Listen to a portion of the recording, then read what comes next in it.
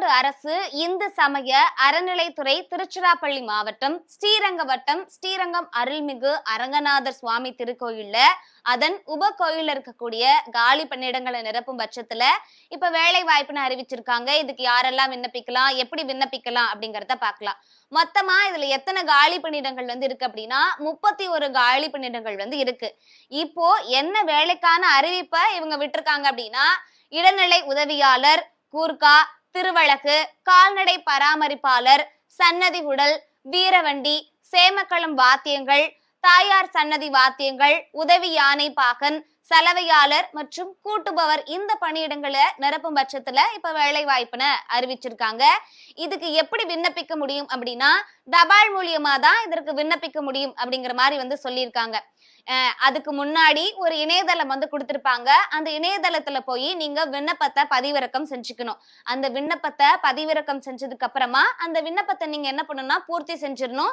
அடுத்து நீங்க படிச்சிருக்கக்கூடிய கல்வி சான்றிதழ், என்ன வேலைக்கான பணியிடங்களை நிரப்பறதுக்கு நீங்க விண்ணப்பிக்கிறீங்க அப்படிங்கிற கரெக்டான பேர் எழுதி இருக்கணும். அடுத்து புகைப்படங்கள் இருக்கணும் அப்படின்னு சொல்லியிருக்காங்க.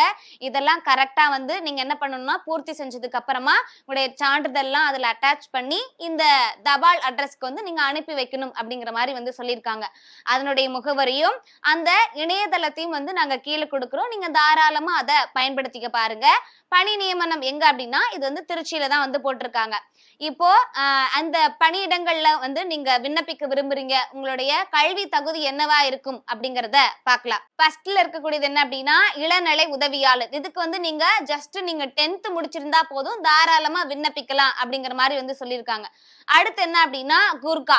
இதுக்கு நீங்க தமிழ்ல நல்லா படிக்க எழுதவும் தெரிஞ்சிருக்கணும் அப்படிங்கிற மாதிரி சொல்லியிருக்காங்க.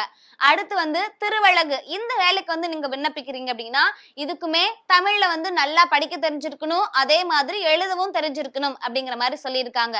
கால்நடை பராமரிப்பாளருக்கும் தமிழ் நல்லா படிக்கவும் எழுதவும் தெரிஞ்சிருக்கணும். இதுவே பெரிய சன்னதி உடல். இந்த வேலைக்கு நீங்க விண்ணப்பிக்க விரும்புறீங்க அப்படின்னா உங்களுக்கு தமிழ் நல்லா படிக்க தெரிஞ்சிருக்கணும், எழுத தெரிஞ்சிருக்கணும். அடுத்து அரசு அங்கீகரிக்கப்பட்ட இசை பள்ளியில நீங்க அதற்கான சான்றிதழை பெற்றிருக்கணும். அதாவது நீங்க இசை பயிற்சி பெற்றிருக்கீங்க அப்படிங்கிற சான்றிதழும் பெற்றிருக்கணும் அப்படிங்கிற மாதிரி சொல்லியிருக்காங்க. அடுத்து இருக்கக்கூடியது என்ன அப்படின்னா பெரிய சன்னதி வீரவண்டி. இதுக்கு தமிழ் நல்லா படிக்க தெரிஞ்சிருக்கணும், எழுத தெரிஞ்சிருக்கணும். அதே சமயத்துல அரசு அங்கீகரிக்கப்பட்ட இசை பள்ளியில இதற்குமே நீங்க சான்றிதழ் வச்சிருக்கணும் அப்படிங்கிற மாதிரி சொல்லியிருக்காங்க. அடுத்து என்ன அப்படின்னா பெரிய சன்னதி, சேமக்களம் இல்லைன்னா இதர வாத்தியங்கள். இந்த வேலைக்கு நீங்க விண்ணப்பிக்கிறீங்க அப்படின்னா இதுக்குமே தமிழ் நல்லா படிக்க தெரிஞ்சிருக்கணும், எழுத தெரிஞ்சிருக்கணும். இதுக்கும் அரசு அங்கீகரிக்கப்பட்ட இசை பள்ளியில அதற்கான சான்றிதழ்கள் பெற்றிருக்கணும் அப்படிங்கிற மாதிரி சொல்லியிருக்காங்க. அடுத்து என்ன அப்படின்னா தாயார் சன்னதி வீரவண்டி. இந்த வேலைக்கு நீங்க விண்ணப்பிக்கணும் அப்படின்னா தமிழ் நல்லா படிக்க தெரிஞ்சிருக்கணும், எழுத தெரிஞ்சிருக்கணும், அதே மாதிரி இசை பள்ளியில அதற்கான சான்றிதழும் பெற்றிருக்கணும். அடுத்து இருக்கக்கூடியது என்ன அப்படின்னா உதவி யானை பாகன். இந்த வேலைக்கு நீங்க விண்ணப்பிக்கணும் அப்படின்னா நீங்க நல்லா தமிழ் எழுத தெரிஞ்சிருக்கணும், அதே சமயத்துல படிக்க தெரிஞ்சிருக்கணும், யானைக்கு பயிற்சி அளித்து கட்டுப்படுத்தக்கூடிய திறனும் மொழிய பேசக்கூடிய திறனும் பெற்றிருக்கணும். அதாவது அந்த பேச்சு மொழி சொல்லுவாங்க இல்லையா, அதுக்கு புரியுற மாதிரி அந்த மொழி தெரிஞ்சிருக்கணும் அப்படிங்கிற மாதிரி சொல்லியிருக்காங்க.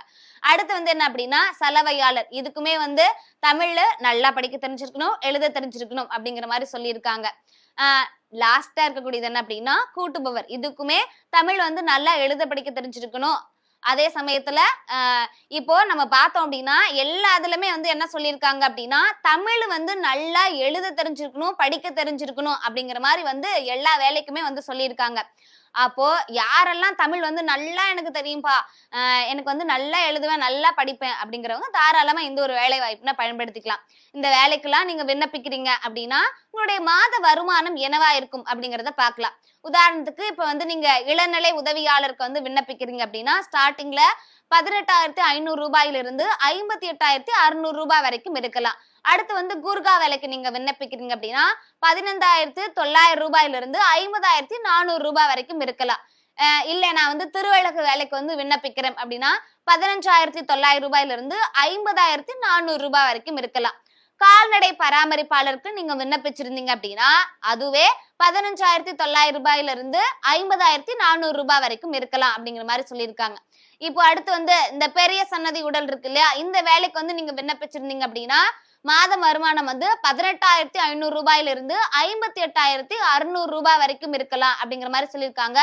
அதே மாதிரிதான் இந்த பெரிய சன்னதி வீரவண்டிக்கும் சரி, அடுத்து தாயார் சன்னதி வீரவண்டி அதுக்குமே இதே மாதிரியான சம்பளம் தான் வந்து சொல்லியிருக்காங்க. அதாவது 18,500 ரூபாயில இருந்து 58,600 ரூபாய் வரைக்கும் இருக்கலாம் அப்படிங்கிற மாதிரி சொல்லியிருக்காங்க.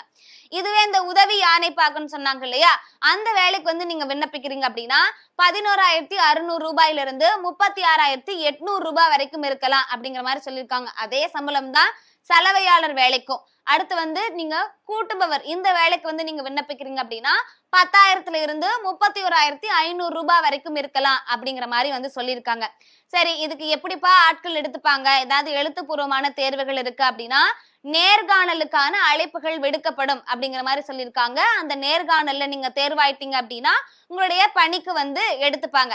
எப்படி அப்படின்னா அந்த நீங்க கொடுத்திருக்கக்கூடிய சான்றிதழ்கள் வந்து சரிபார்க்கப்பட்டு அடுத்து வந்து நீங்க என்ன வேலைக்கு வந்து விண்ணப்பிக்கிறீங்க அப்படிங்கறத கரெக்டா வந்து நீங்க மென்ஷன் பண்ணணும். இதெல்லாம் கரெக்டா இருந்துச்சு அப்படின்னா அந்த நேர்காணலையும் கேட்கக்கூடிய கேள்விகள்லாம் வந்து நீங்க விண்ணப்பிச்சிட்டீங்க, அதாவது கரெக்டா பதில் சொல்லிட்டீங்க அப்படின்னா உங்களை வந்து ஆட்கள் எடுத்துப்பாங்க வேலைக்கு அப்படிங்கிற மாதிரி வந்து சொல்லியிருக்காங்க. இந்த வேலைக்கு விண்ணப்பிப்பதற்கான கடைசி அவகாச நாட்களுமே கொடுத்திருக்காங்க. அது என்னைக்கு அப்படின்னா 25/11/2025 இந்த நாட்கள் தான் இந்த வேலைக்கு விண்ணப்பிப்பதற்கான கடைசி அவகாச நாட்களா வந்து கொடுத்திருக்காங்க. சோ யாரெல்லாம் வந்து இந்த வேலைக்கு தகுதியான நபர், இன்னும் தெளிவா சொல்ல போனோம் அப்படின்னா அந்த திருச்சியில இருக்கக்கூடிய மக்களுக்கு இந்த ஒரு வேலை வாய்ப்பு ரொம்பவே வந்து யூஸ்ஃபுல்லா இருக்கும். ஏன் அப்படின்னா ஜஸ்ட் வந்து அதிகபட்ச டிகிரி படிச்சிருக்கணும் அப்படிங்கிற மாதிரிலாம் வந்து அவங்க எதுவுமே சொல்லவே இல்லை. நிறைய வேலைக்கு வந்து தமிழ் வந்து நல்லா படிக்க தெரிஞ்சிருக்கணும், தமிழ் வந்து நல்லா எழுத தெரிஞ்சிருக்கணும் அப்படிங்கிற மாதிரிதான் வந்து சொல்லியிருக்காங்க. சோ எல்லா மக்களும் தாராளமா வந்து விண்ணப்பிக்கலாம். ஆனா பக்கத்துல இருக்கக்கூடிய திருச்சி மக்களுக்கு இது ரொம்பவே வந்து ஒரு உதவிகரமான ஒரு விஷயமா இருக்கும் அப்படிங்கிற மாதிரி வந்து நான் நினைக்கிறேன். சோ யாரெல்லாம் இந்த ஒரு வேலைக்கு வந்து எனக்கு விண்ணப்பிக்கணும் ரொம்ப ஆசையா இருக்கு, இல்ல எனக்கு இதற்கான தகுதியா இருக்கு அப்படின்னு சொல்லிட்டு நினைக்கிறீங்களோ தாராளமா இந்த ஒரு வேலை வாய்ப்பினை கூடிய விரைவில் பயன்படுத்திக்க பாருங்க.